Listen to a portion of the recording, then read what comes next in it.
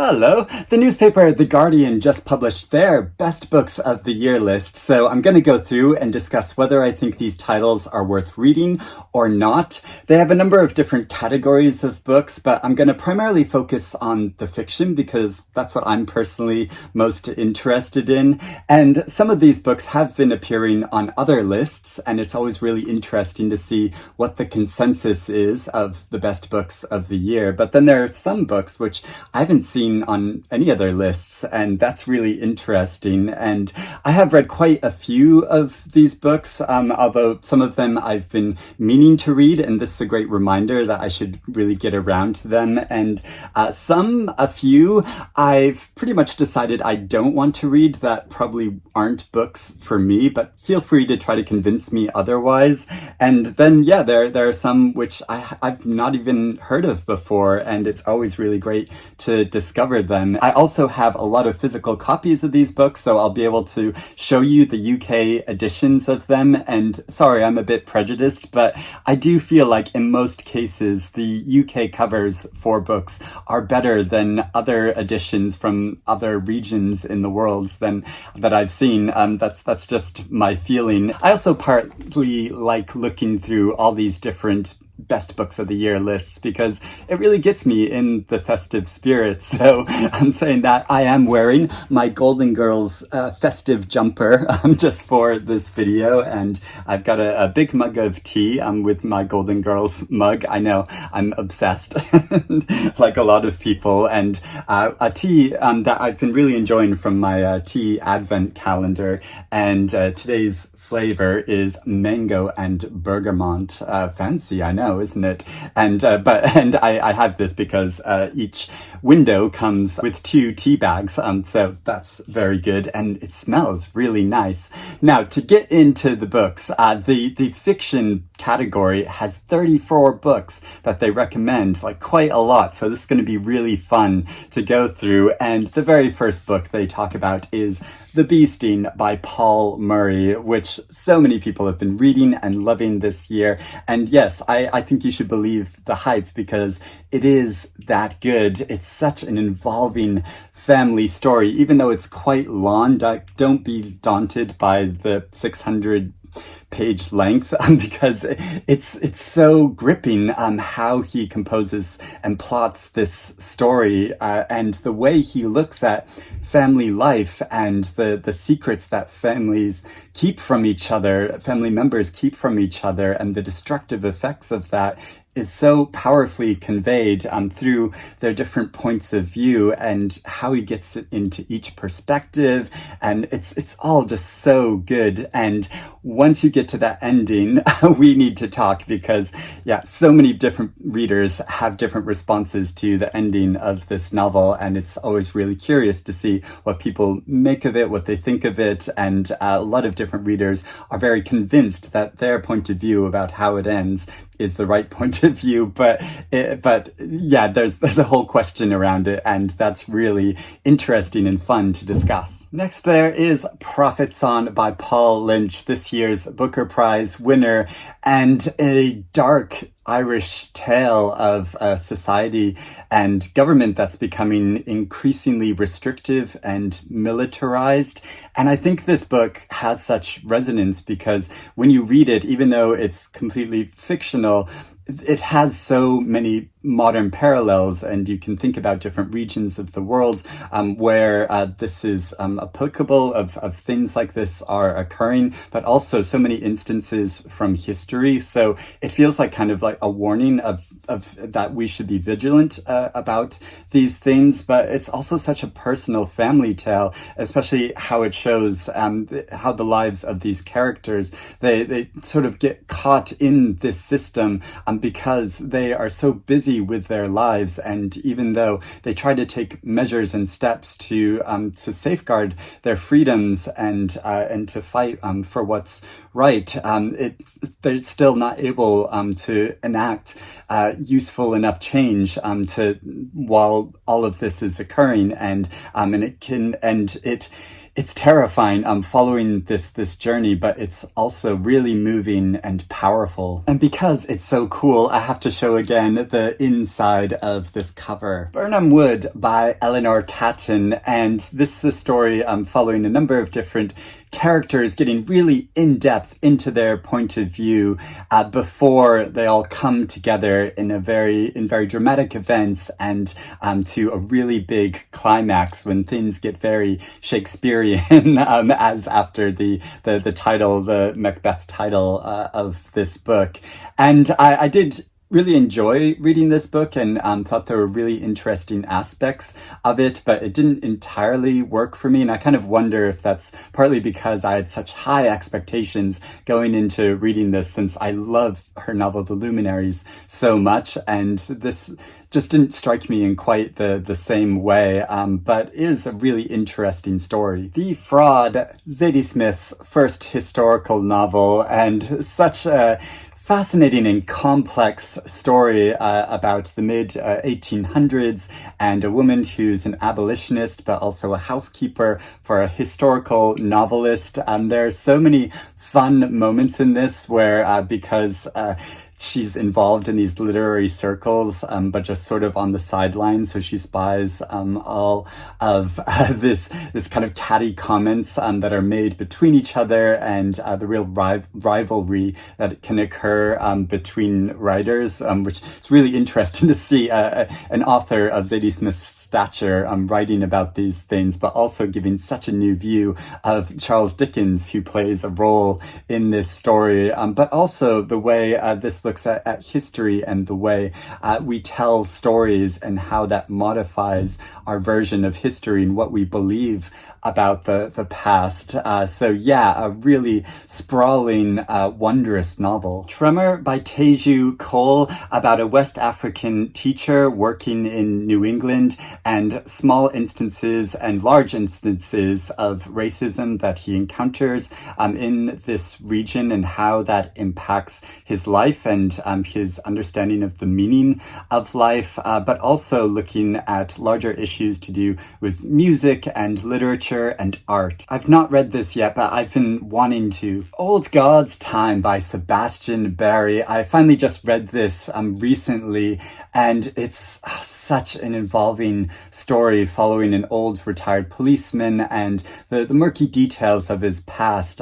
Some memories which might be real or might be fabricated, and trying to sort through that, and a particular case that comes back to the surface that some of his former colleagues come to speak to him about, but also things that are going on in his own neighborhood and community, and him trying to enact change in that. And I just love the way Sebastian Barry writes. It's so lyrical, but also has this kind of wry sense of humor to it, that just makes it wonderful to read. And speaking of Sebastian Barry, the next book that they talk about comes with an endorsement by Sebastian Barry, who says, "This is a radiant and fearless work of universal import," and that is Soldier Sailor by Claire Kilroy, about a woman who's just recently given birth and her experiences trying to care for her baby and experiencing a kind of depression and the pressure of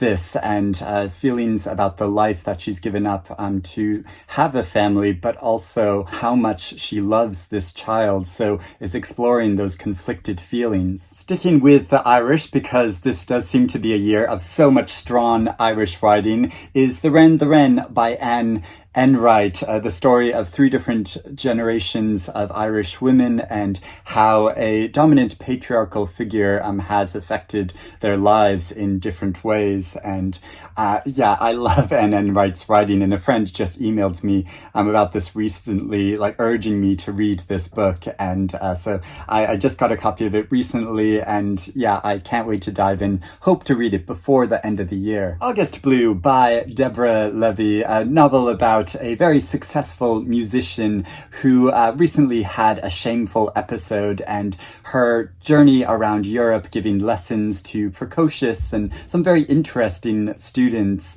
just after the pandemic, but also how she has this sense that there is a doppelganger kind of following her around, and the weird way that explores identity. This is a very enjoyable novel to read, but I wouldn't say it has all that much that's very powerful to say, and it hasn't really lasted with me, but I had a lot of fun reading it. Cuddy by Benjamin Myers, this great big experimental and historical novel looking at the lives of a number of people who have been affected by this individual called Saint Cuthbert, and the kind of cult following that he has, and the way he portrays a number of different characters through different centuries is so fascinating, really getting into the depths of their psychology, but also weaving together this story of history and the certain region of the north of England in such a masterful way.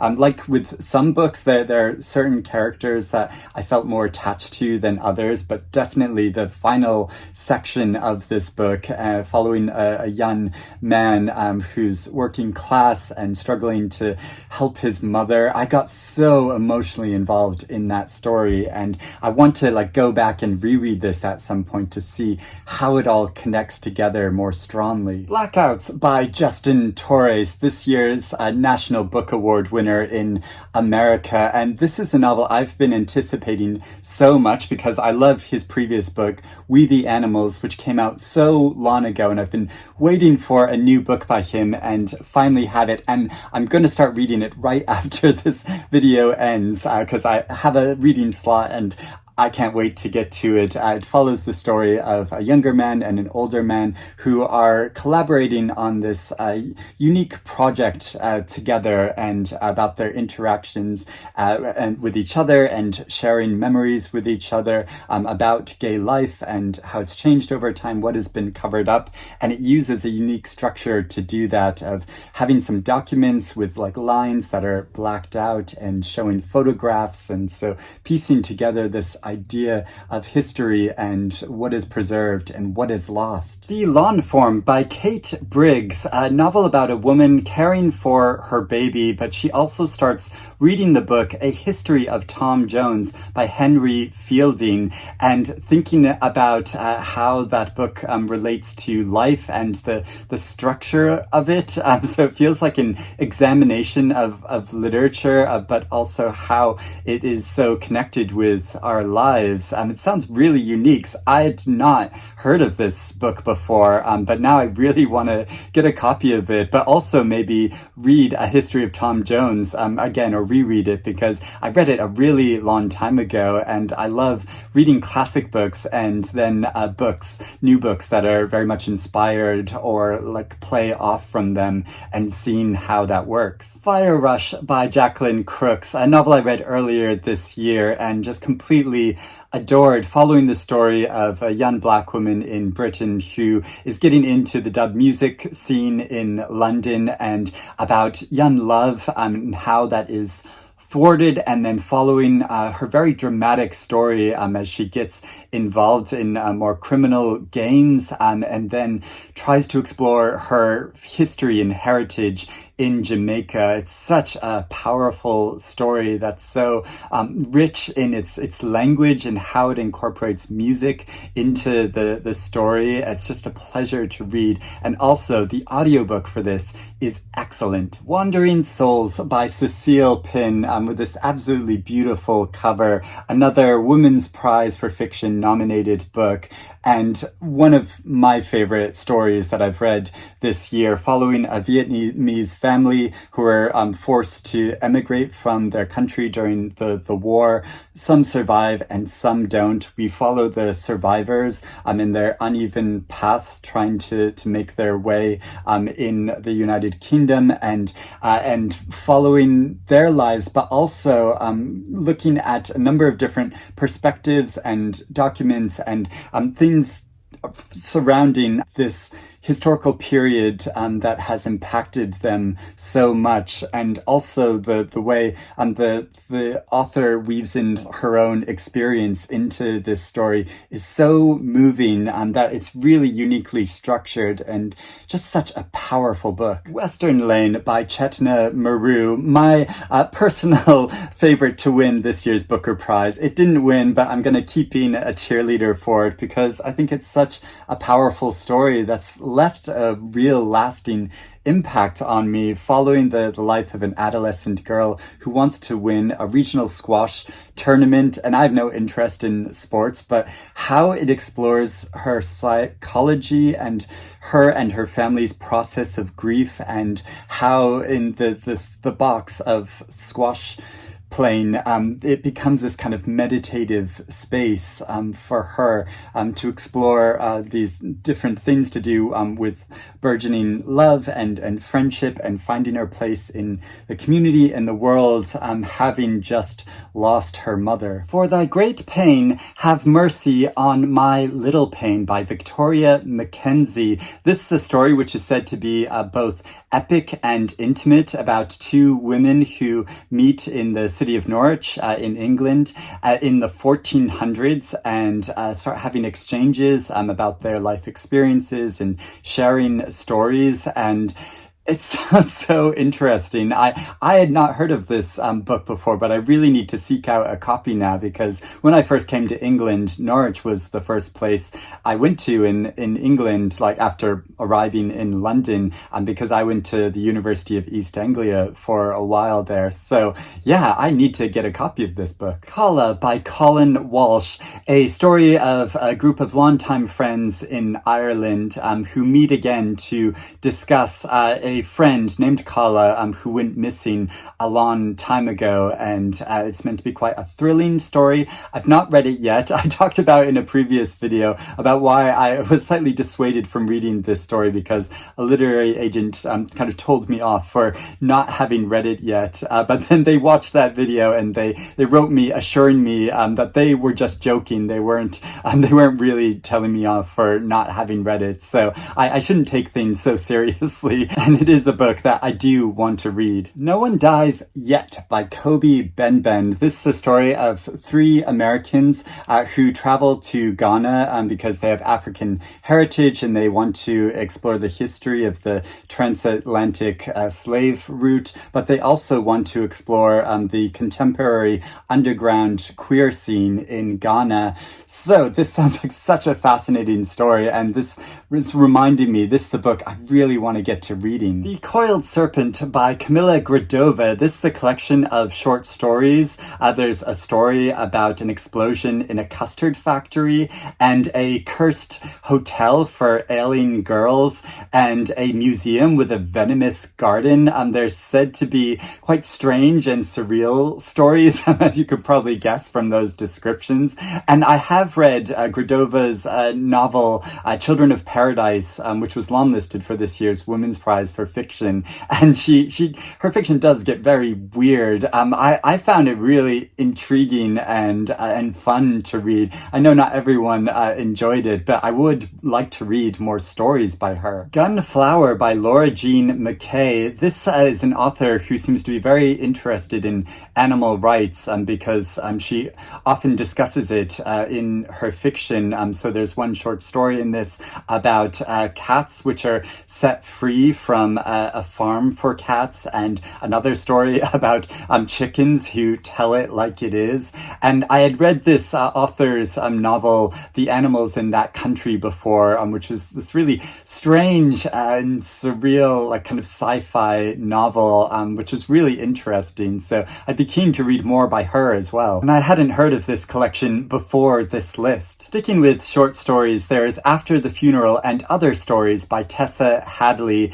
And and these are stories which examine everyday life and the shifting undercurrents in ordinary relationships. And as much as I like experimentation in fiction, I do really savor and enjoy some great realistic storytelling, and that is kind of slice of life type fiction as well. And that's what it sounds like this is. And I've always meant to read Tessa Hadley. I don't think I've ever read a book by her before. She publishes a lot, so this might be a great way to sort of experiment and see if I enjoy her type of writing. A book of interlinked short stories is Innards, and I often say that I feel like interlinked short stories are my favorite kind of fiction, that you get these isolated moments in different characters' lives, but they also form together to tell a much larger story. And this is exactly what this sounds like, showing the lives of a number of different Black characters in South Africa and the effects of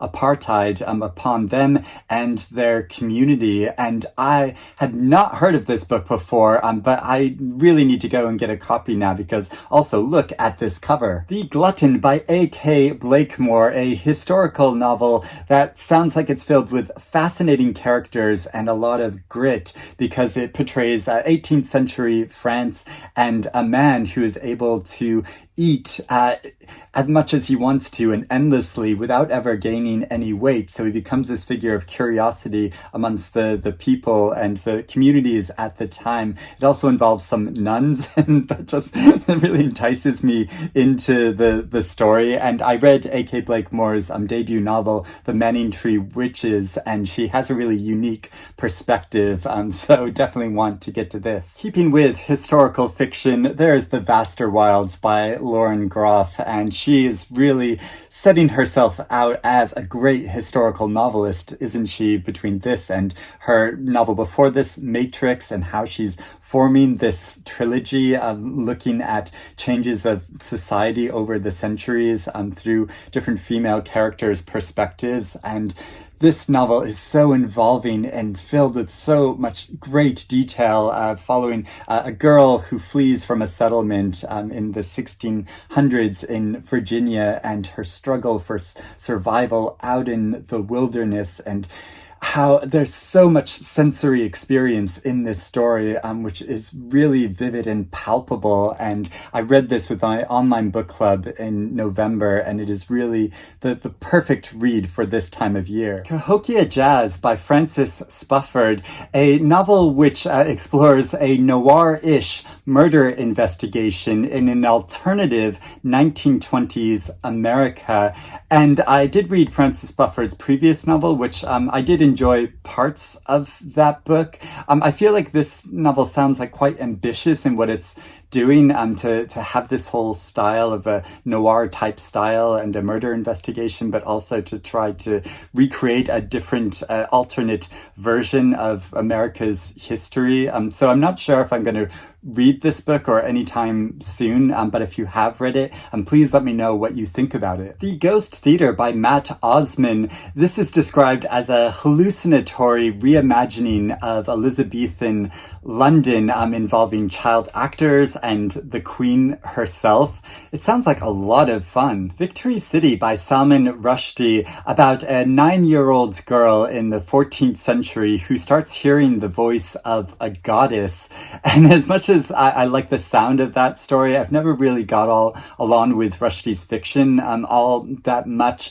So I think I'm going to give it a pass for the time being. The New Life by Tom Crew, one of the greatest debut novels of this year, and a story, even though it's historically set at the end of the 1800s in England, it still has a lot of modern resonance, I think, of trying to understand how we can be our true selves in society today, while also not harming other people and trying to enact change for the greater good. Those are really universal questions that we'll always wrestle with, but how it explores this through this specific story and time period in the shadow of the Oscar Wilde trials, while also giving some really enticing and steamy scenes is just great. Carrot by Adam Mars Jones. This novel about a man in the 1970s 1970s in Cambridge, just starting to make his way in the world and his struggles with that. It does sound very good, but it's part of like a much larger body of work that Adam Mars Jones has been writing, that's all connected with each other. And this is a very long novel, so it's not one I think I will start anytime soon. A House for Alice by Diana Evans. This is a sequel to her previous novel, Ordinary People, which I did read and enjoy aspects of it, but it's not a book that I wholly loved. So it'd be interesting to see where she takes a number of characters from that book next, but also incorporating recent historical events like the Grenfell Tower tragedy. But it's probably not a book that I'm going to race out and get a copy of. Penance by Eliza Clark, a novel which is set in a seaside town where there was the murder of a 16-year-old girl a decade in the past, but now a journalist is trying to pursue and find out the truth about this case. So there's a whole mystery involving it. And Eliza Clark is an author that I've wanted to start reading. I haven't read her previous book either.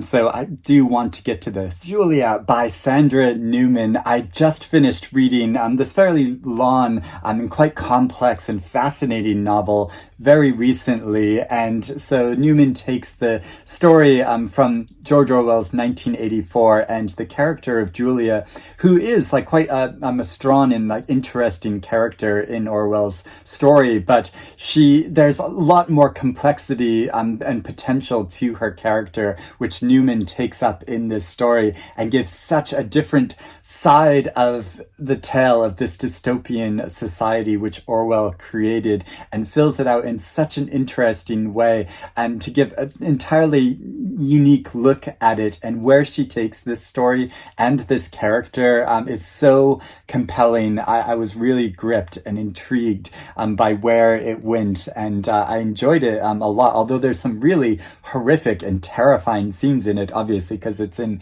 a dystopian society. But yeah, I think it's a great novel. And also the inside cover of this, I mean, come on. Lord Jim at Home by Dina Brook. This is actually a reprint of a novel which was first published in 1973, and this new edition comes with a foreword by Otessa Moshfegh, and it's the story of a man who's born into privilege, but who has always felt very unloved. He's been shuffled around between different boys' homes and boarding schools, and he went off to war, and one day he gets involved in a very shocking event which calls his whole history and past into question, and it sort of plays off from a Joseph Conrad novel. It sounds so intriguing. I'd never heard of this book before, but I'd really like to read this. And finally, in this fiction section, there is Orbital by Samantha Harvey, about 6 astronauts who are in this space shuttle circling the Earth, and about their observations on the planet, but kind of meditating upon the meaning of life. And this is such a me novel. I have asked for this book for Christmas, and I really hope that somebody is going to give me a copy of this book. But if I don't get it from my Santa's wish list, I'm going to go out and buy a copy of this book, because I really want to read it. And Samantha Harvey is such a great writer. I read her book, The Western Wind, which is so like poetic and powerful, and yeah, really keen on it. There's also a section on the best new translated fiction by John Self, who's a great journalist that, incidentally, I got to meet for the very first time at the Booker Prize party. That was really wonderful. And one of the books he recommends is Kairos by Jenny Erpenbeck, a novel I've been really wanting to get to. It's set in Berlin in 1986 and is about a relationship which forms between a younger woman and an older man, and about the complications of their intimacy, but also how the larger politics of the time are impacting their lives. He also recommends The Annual Banquet of the Gravediggers Guild by Matthias Ennard, which is another book I've been really wanting to get to. It's about a student who's writing a thesis about agrarian life, and he goes to a small village in rural France to study the people there and their practices, and they engage in a number of arcane Halloween rituals, and it all sounds very creepy and intriguing. Both these books have been getting a lot of praise, so might be likely candidates for next year's International Booker Prize. And another book that he recommends, which was listed for this year's International Booker Prize, was Whale by Cheon Myeon Kwon, which is a book I don't know if I'd recommend because it is quite a wild and in some parts very fun story, but also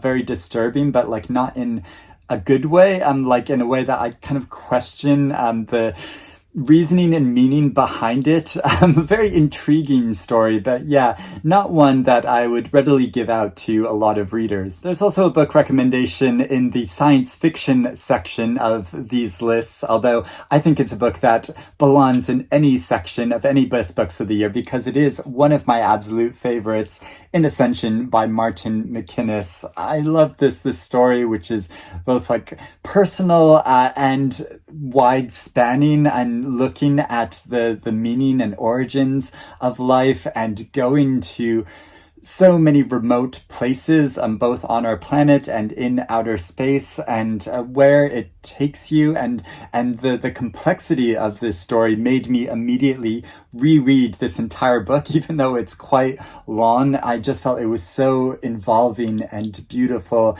and I felt so privileged to have a conversation with the author here on my channel. And finally, just for fun, because there's also a food section, and a book that I've been wanting to read that sounds like really pleasurable story is National Dish, which looks at different foods and dishes from around the world and why these certain foods have become so connected with certain cultures and the stories behind that. And I just love reading about food. It's said to be a very mouth-watering book, so I think it'll be a real pleasure to read over the festive period. So those are all the books on these lists that I'm going to talk about, but I'd love to hear what you think about any of these books. Are these some of your favorite books of the year, or are you interested in reading any of these titles now? Please let me know about that in the comments, or if you want to let me know about any of your other favorite books of the year, I'd love to hear about that. So thank you for watching. I hope you have a great time getting into the festive period and watch some Golden Girls, and I will speak to you again soon. Bye bye.